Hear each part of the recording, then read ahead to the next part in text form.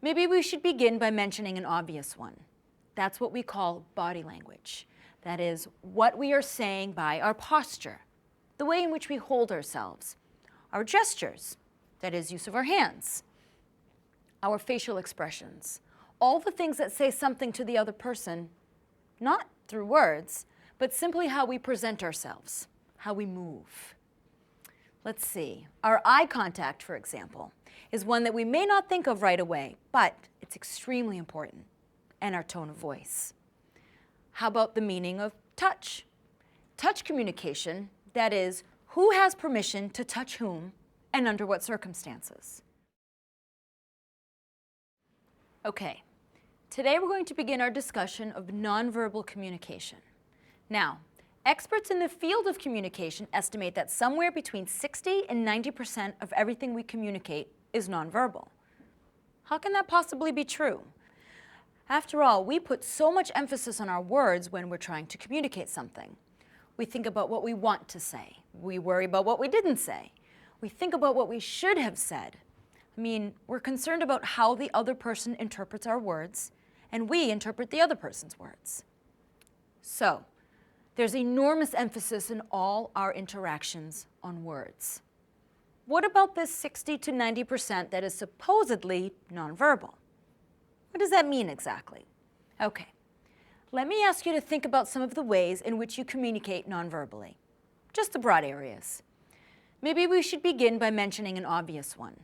That's what we call body language. That is, what we are saying by our posture, the way in which we hold ourselves, our gestures, that is, use of our hands, our facial expressions, all the things that say something to the other person, not through words, but simply how we present ourselves, how we move. Let's see. Our eye contact, for example, is one that we may not think of right away, but it's extremely important, and our tone of voice. How about the meaning of touch? Touch communication, that is, who has permission to touch whom and under what circumstances. A very important point that I'd like to make is that nonverbal communication is difficult enough to study and understand in one's own culture. But it becomes extremely complicated when we are trying to understand how nonverbal communication functions in another culture.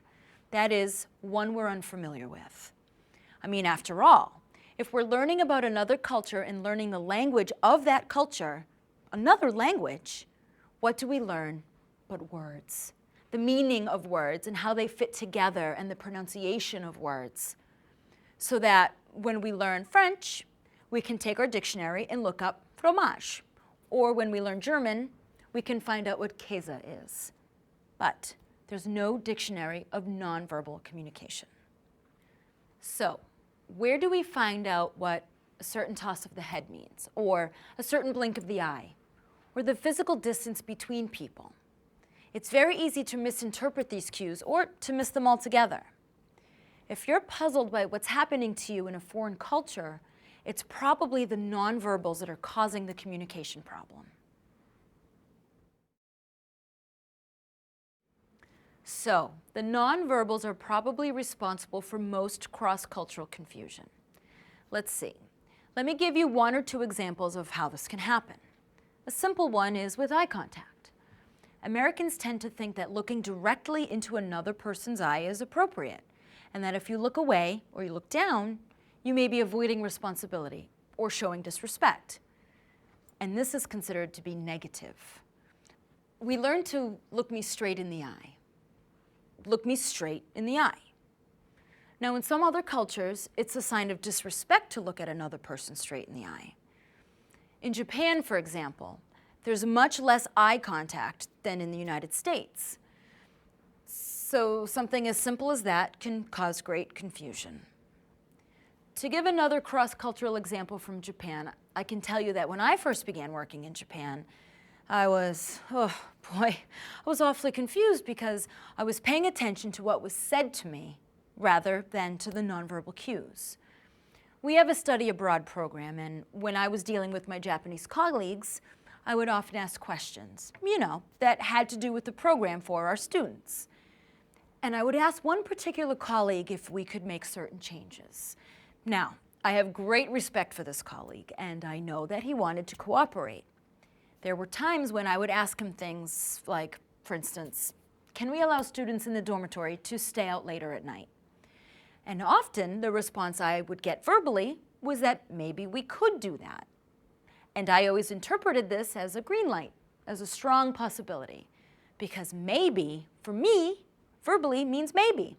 Yes, probably, let's find a way. After all, he hadn't said no. What I didn't understand was that for my colleague, who didn't want to embarrass me by speaking the word no directly, which would be considered impolite in his culture, he was telling me no by saying maybe and giving me other cues with his body language. And I had to learn to recognize what those cues were. Well, can you imagine what they might be, for example? Well, I started to realize that it had to do with how he said maybe. It had to do with his tone. Whether he said, well, maybe, meaning maybe, yes, or maybe, meaning maybe not. It had to do perhaps whether he looked embarrassed or whether he looked uncomfortable when he said that, or whether he seemed excited about the idea or not. Or maybe how his posture, his body posture, how he held himself. I had to start observing those things. Now, I'll admit to you that it's still very difficult for me because I don't understand the nonverbal cues in Japanese society as well as I might understand them here in my own culture. But now I'm much more aware that I have to pay attention to them and that I have to learn to observe them more carefully. And you know what? That's probably the most important lesson of nonverbal communication. That is, we have to pay attention, to observe closely what is happening both in our own patterns of communication and in those of the people around us. And that this really deserves our study and our attention. I mean, it's not only extremely interesting, but it's so important if we want to understand the more hidden sides of communication.